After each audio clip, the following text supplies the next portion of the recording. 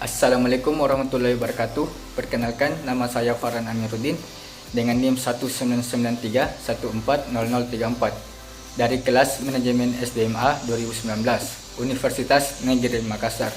Dan saya hormati dosen pengampu saya, Ibu Reski Amalia Hamka, SE MM. Di sini saya akan menjelaskan mengenai tugas mata kuliah manajemen konflik dan hubungan industrial dengan topik analisis konflik antar individu di perusahaan HCM. Apa yang dimaksud dengan manajemen konflik? Manajemen konflik merupakan pertentangan antara individu atau kelompok yang dapat meningkatkan ketegangan sebagai akibat saling menghalangi dalam pencapaian tujuan.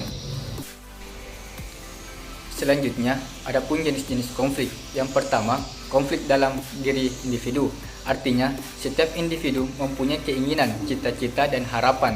Namun, tidak semua keinginan, cita-cita, dan harapan itu dipenuhi, sehingga menimbulkan kesenjangan antara harapan dengan kenyataan. Yang kedua, konflik antara individu dalam suatu organisasi. Artinya, individu mempunyai perbedaan dalam segi mana apapun. Yang ketiga, konflik antara individu dan kelompok. Artinya, berhubungan dengan cara individu menanggapi tekanan untuk keseragaman yang dipaksakan oleh kelompok dan diberi sanksi oleh kelompok karena melanggar norma-norma kelompok. Dan yang terakhir, konflik antar kelompok dalam organisasi. Artinya, hal ini dapat terjadi karena persaingan dan pertentangan kepentingan antar kelompok.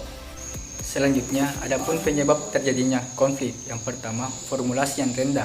Artinya, suatu kondisi di mana aturan-aturan atau prosedur dan komunikasi dibekukan.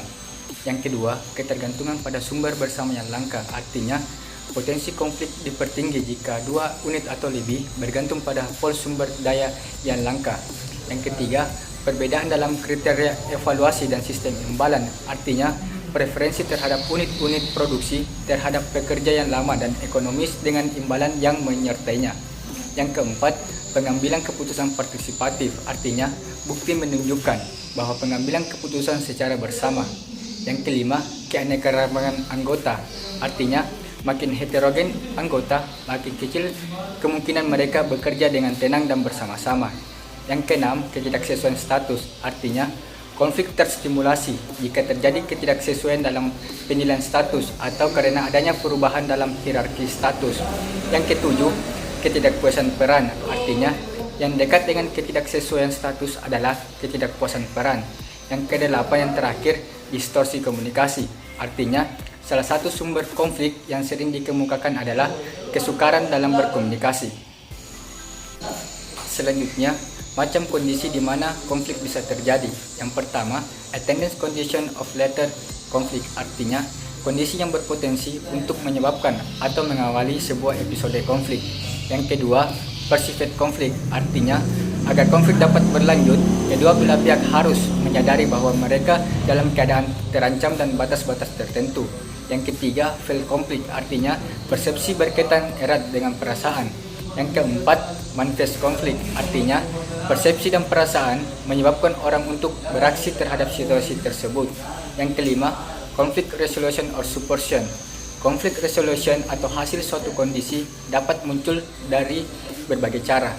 Yang keenam, konflik alternatif. Artinya, ketika konflik terselesaikan, tetap ada perasaan yang tertinggal. Selanjutnya, adapun metode mengurangi konflik. Yang pertama, dominasi. Yang kedua, kompromis. Dan yang terakhir, pemecahan masalah secara integratif. Selanjutnya, adapun pengertian HCM. Hanes dan Mures AB merupakan sebuah perusahaan multinasional yang memproduksi busana. Perusahaan ini didirikan pada tahun 1947. Perusahaan ini menghasilkan berbagai macam produk pakaian. Bermarkas di Stockholm, beroperasi lebih dari 28 negara dan mempekerjakan 60.000 pekerja.